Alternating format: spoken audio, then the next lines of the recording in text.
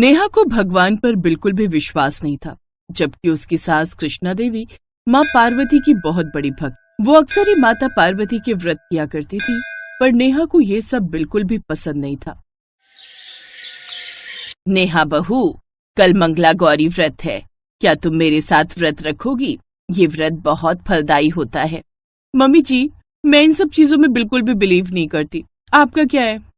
आपको तो पता नहीं माता पार्वती के कौन कौन से व्रत रखने होते हैं। कभी जया पार्वती व्रत, कभी मंगला गौरी व्रत, अब ये हरियाली तीज व्रत।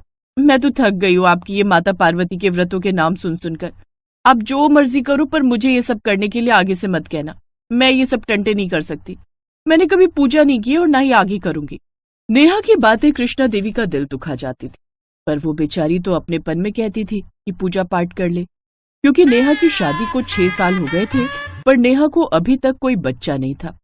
क्या बात है कृष्णा बहन, बहू मंदिर नहीं आई?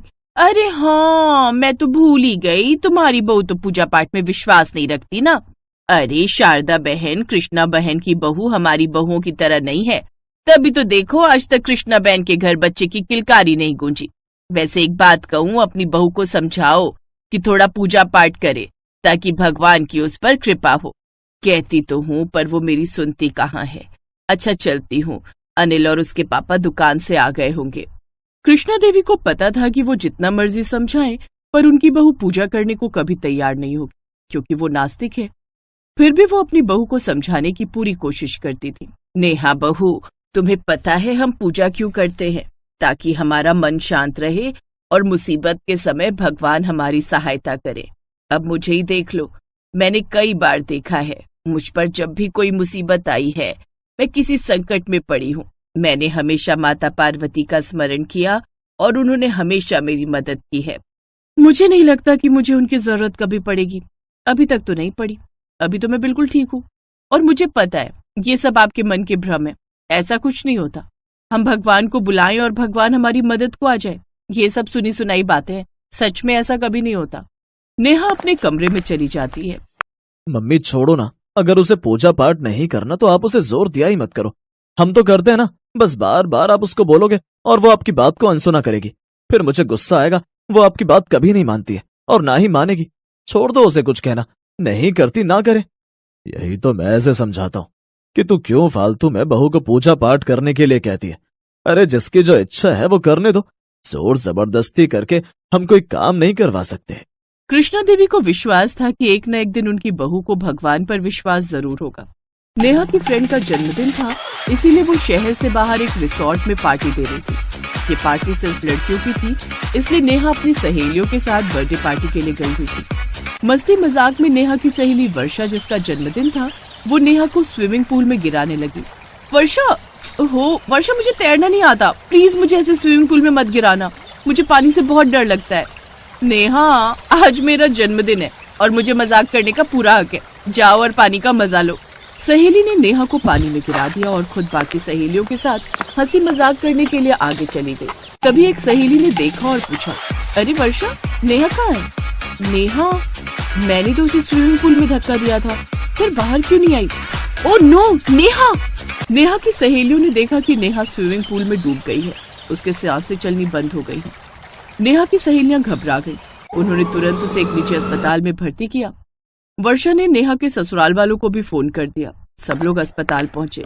आपकी बहू की हालत बहुत नाजुक है, हमें नहीं लगता कि हमारी टीम आपकी बहू को बचा पाएगी। अब तो भगवान ही आपकी बहू को बचा सकते हैं।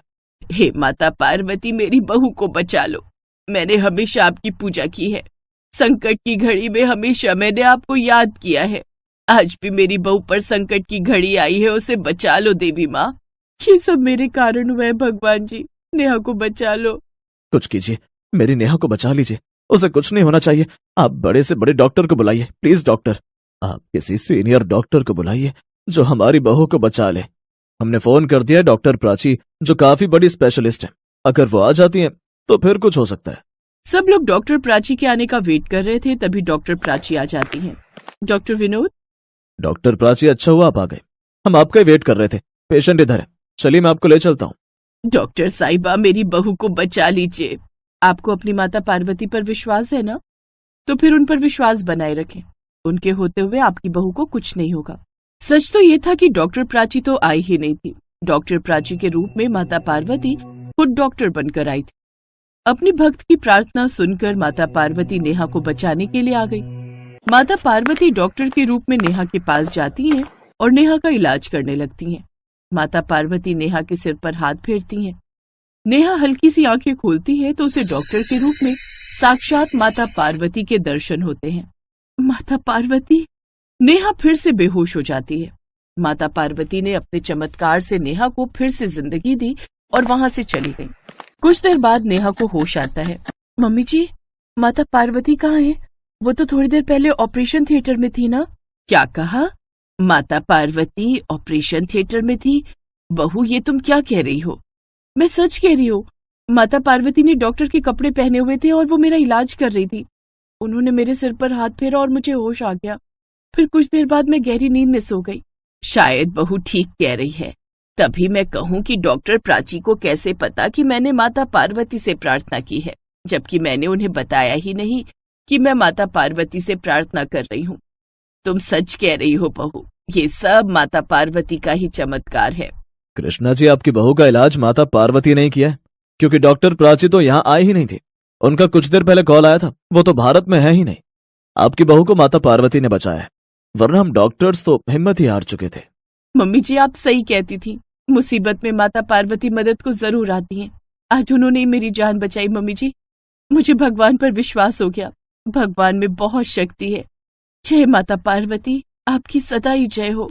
जय माता पार्वती, आज आपने मेरी बहू को बचाकर हम पर बहुत बड़ा उपकार किया है।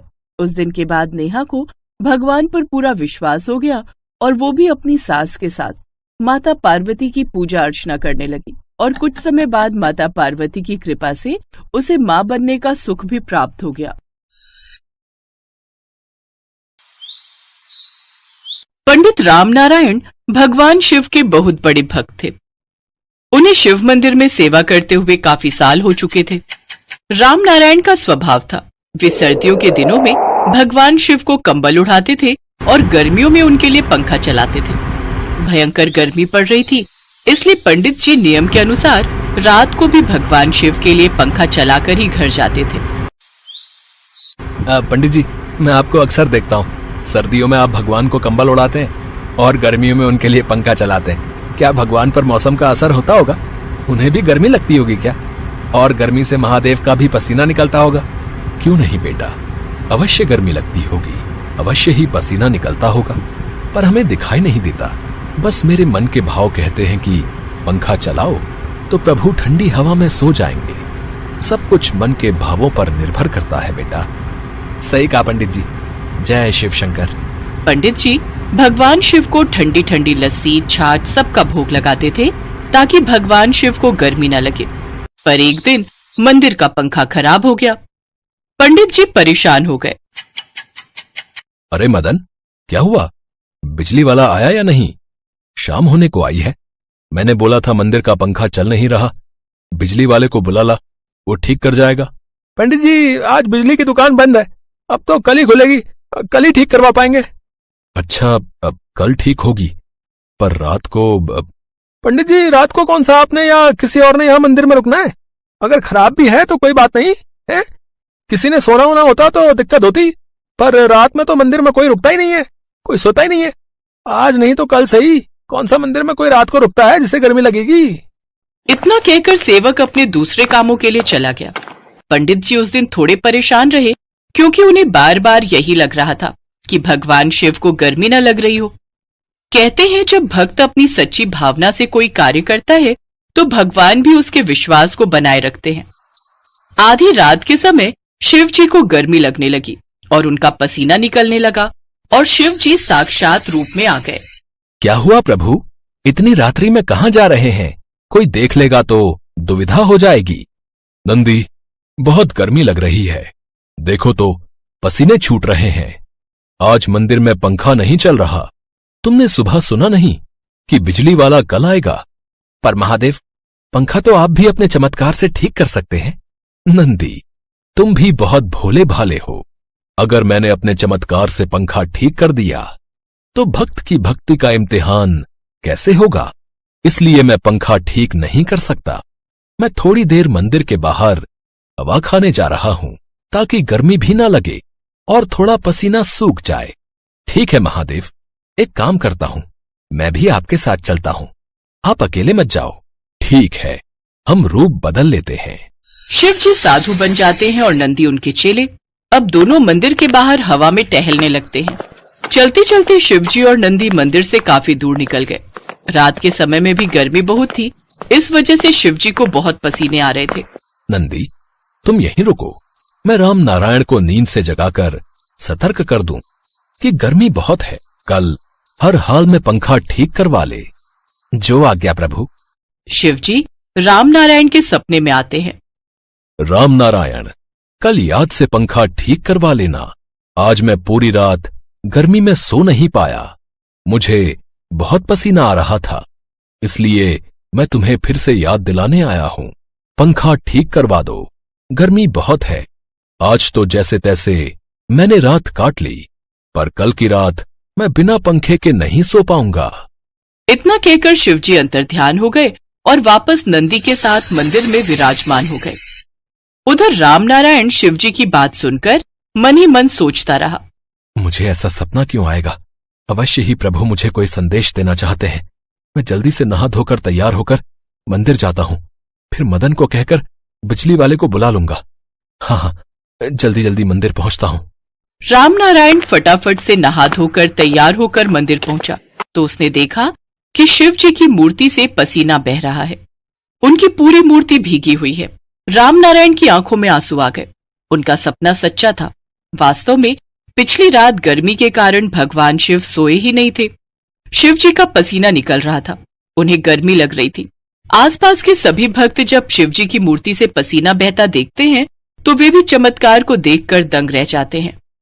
राम नारायण जब भक्तों को शिव जी के सपने की बात बताता है और पंखा खराब होने का जिक्र करता है तो सब भक्त हैरान रह जाते हैं। राम नारायण उसी समय बिजली वाले को बुलाकर मंदिर का पंखा ठीक करवाता है। मुझे क्षमा कर दो प्रभु, मेरे कारण आपको पूरी रात गर्मी में सोना पड़ा। आगे से ऐसी भूल कभी नहीं होगी प्रभु। राम नारायण जी, आपका विश्वास जीत गया। मैं उस दिन आपको यही पूछ रहा था कि क्या सचमुच भगवान पर मौसम का असर होता है, पर आज प्रमाण हम सबके सामने है। भगवान भक्त के भाव के साथ ही चलते हैं। आपका जैसा भाव होगा वैसे ही भगवान रहेंगे। भगवान अपने भक्त की भक्ति में रम जाते हैं। आप बहुत भाग्यशाली हो पंडित जी, जो आपको भगवान शिव ने दर्शन दिए। जय शिव शंकर। थोड़ी देर बाद ही जब पंखा चला तो शिव जी का पसीना सूख गया और राम नारायण खुशी के आंसू रो पड़ा। उस दिन के बाद राम नारायण ने पूरी गर्मियां कभी भी भगवान के मंदिर का पंखा बंद नहीं किया। इसलिए कभी भी भगवान